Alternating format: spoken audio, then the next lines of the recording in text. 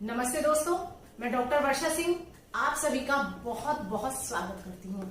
आज का video specially मैंने उन स्टूडेंट्स के लिए बनाया है जो बोर्ड की तैयारी कर रहे हैं कि कम समय में स्मार्ट तरीके से ज्यादा हर सब्जेक्ट की प्रिपरेशन कैसे की जाए। तो सबसे पहले बात करते हैं हम साइंस की। साइंस में फिजिक्स की। फिजिक्स में सबसे ज्यादा जो इंपॉर्टेंट होते हैं वो होते हैं डेफिनेशंस, न्यूमेरिकल्स और फॉर्मूलाज। आपको सबसे ज्यादा इन पर फोकस करना है।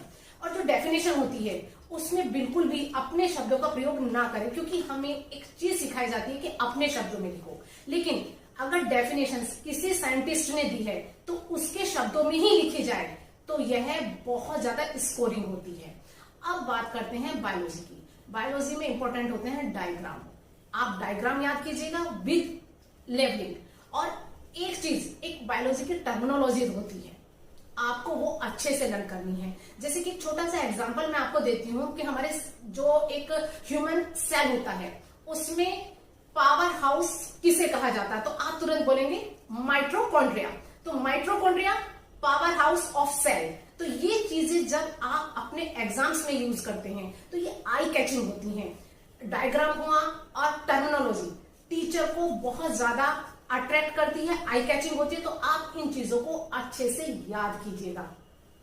केमिस्ट्री में जो पीरियोडिक टेबल होती है और रिएक्टिविटी सीरीज होती है, इनको आप अपने हिसाब से लर्न करने का एक तरीका ढूंढेगा और याद कीजिएगा सीरीज में, तो आपको ये अच्छे से याद करेंगे। एक छोटा सा एग्जांपल मैं बताती हूँ। जब हम 9th स्टैंडर्ड में पढ़ते थे तो हमारे साइंस टीचर ने हमको बताया कि किस तरीके से याद किया जाए कि न्यूट्रॉन की और प्रोटॉन को डिस्कवर किसने किया है। तो उन्होंने हमें एक सेंटेंस लर्न कराया, ईंट पर नाच। तो ये हमें आज तक याद है। आप भी इन चीजों को, केमिस्ट्री की, फिजिक्स की और बायो की, कोई चीज अगर आपको याद नहीं हो रही है तो उसको आप अपने डेली रूटीन में किसी हंसने वाली चीज से जोड़कर या जो चीज आपको बहुत पसंद है उससे एड ऑन करके अल्फाबेटिकली या कैसे भी किसी सेंटेंस में फ्रेम करके आप उसको याद करने का तरीका ढूंढ सकते हैं। तो वो चीजें आप जीवन में कभी भूल ही नहीं सकते हैं। चलिएगा आगे बढ़ते हैं। अब बात करते हैं एसएसटी की। एसएसटी में हमारा आता है ज्योग्राफी, सिविक्स और इकोनॉमिक्स। इन तीनों सब्जेक्ट्स की तैयारी करने के लिए आपको माइंड मैप का यूज करना है, क्योंकि माइंड मैप में हमको कीवर्ड्स मिल जाते हैं और इनको हम अपने शब्दों में, अपने वर्ड्स में यूज करके आंसर को इलेबोरेट कर देते हैं तो हमें अच्छे नंबर मिलने की संभावना बहुत ज्यादा हो जाती है। और हिस्ट्री में तो सब कहते हैं कि हम भूल जाते हैं। तो आज आपको याद करने का एक बहुत अच्छा तरीका बताती हूँ कि जो भी हिस्ट्री में इवेंट हुए हैं उनको आप सीरीज में याद कीजिएगा। जैसे 2001 में, उसके बाद 2002, उसके बाद जो भी उसके बाद सीरियल आ रहा है आपको वैसे ही याद करना है। तो आप देखिएगा आप कभी भी इवेंट्स को नहीं भूलेंगे। टाइमलाइन के थ्रू आप अपने हिस्ट्री को याद कर सकते हैं। लीडर्स के नाम याद करिएगा। तो हिस्ट्री के लिए ये चीजें बहुत इंपॉर्टेंट भी होती हैं और एग्जाम चेक करने वाले टीचर के लिए आई कैचिंग भी होती है। और एक एसएसटी में प्रॉब्लम आती है जब हम मैप की तैयारी करते हैं, उसमें बहुत ज्यादा कंफ्यूजन होता है। तो जब आप मैप की तैयारी करते हैं उसमें कोई भी अगर किसी सब्जेक्ट से, किसी विषय से रिलेटेड है तो आप उसको याद करेंगे तो आप रैंडमली याद मत कीजिएगा। उसको left to right, right to left, up to down या डाउन टू अप याद कीजिएगा। तो आपको याद रहेगा कि आपने कहां से शुरू किया था और आपको कहां तक जाना है। या अगर इसमें भी कंफ्यूजन होता है तो आप अल्फाबेटिकली उन चीजों को याद करने की कोशिश कीजिएगा। तो देखिएगा आपको मैप करने में भी कोई बहुत ज्यादा प्रॉब्लम नहीं आएगी। अब बढ़ते हैं लैंग्वेज सब्जेक्ट्स की तरफ। इंग्लिश और हिंदी, इन दोनों ही सब्जेक्ट्स में ग्रामर बहुत इंपॉर्टेंट होती है। कायदे में तो आपको उसकी डेली प्रैक्टिस करनी चाहिए। यदि आप नहीं कर सकते हैं तो ऑल्टरनेट डेज पर आप अपनी ग्रामर को अच्छे से रिवाइज कर सकते हैं और उसकी प्रैक्टिस कर सकते हैं। दूसरा, अब बात करते हैं लिटरेचर की। इसमें इंग्लिश में जो कैरेक्टर होते हैं उनका कैरेक्टर स्केच याद कीजिएगा और पोइट्री में सेंट्रल आइडिया, मतलब आपको डिटेल में समरी याद करनी है।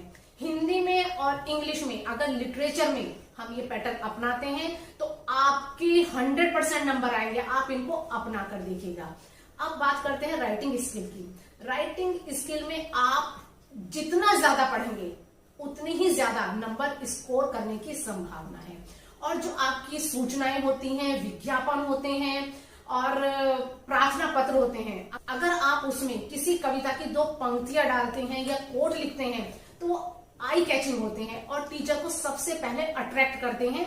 तो ये आपको अच्छे नंबर लाने में बहुत ज्यादा हेल्प करता है। और last but not the least, अब बात कर रही हूं मैथ की।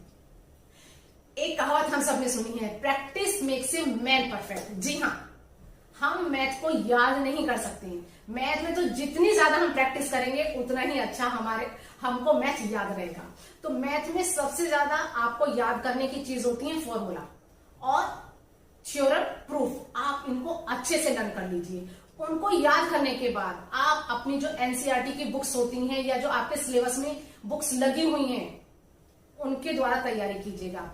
उसके बाद आइएगा एग्जाम्पलर पर, उसकी तैयारी कीजिएगा।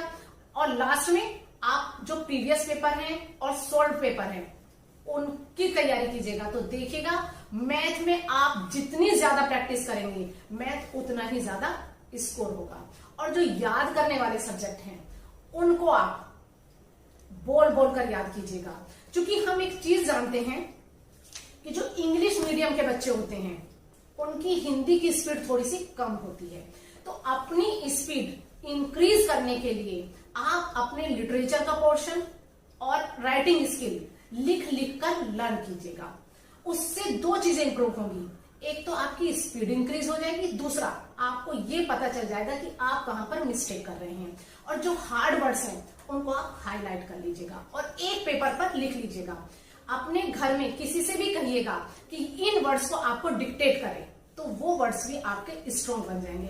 तो इस तरीके से आप अपने हर सब्जेक्ट की कम समय में बहुत अच्छे से तैयारी कर सकते हैं। तो मेरे इन टिप्स को अपनाइएगा और अच्छे नंबर लेकर आइएगा। अगर आपको मेरे टिप्स पसंद आते हैं तो मुझे कमेंट बॉक्स में कमेंट कर भी बताइएगा। और दोस्तों, जिन्होंने अब तक मेरे चैनल को सब्सक्राइब नहीं किया है तो please subscribe my channel, share and like also. मिलते हैं नेक्स्ट वीडियो तक। थैंक्स।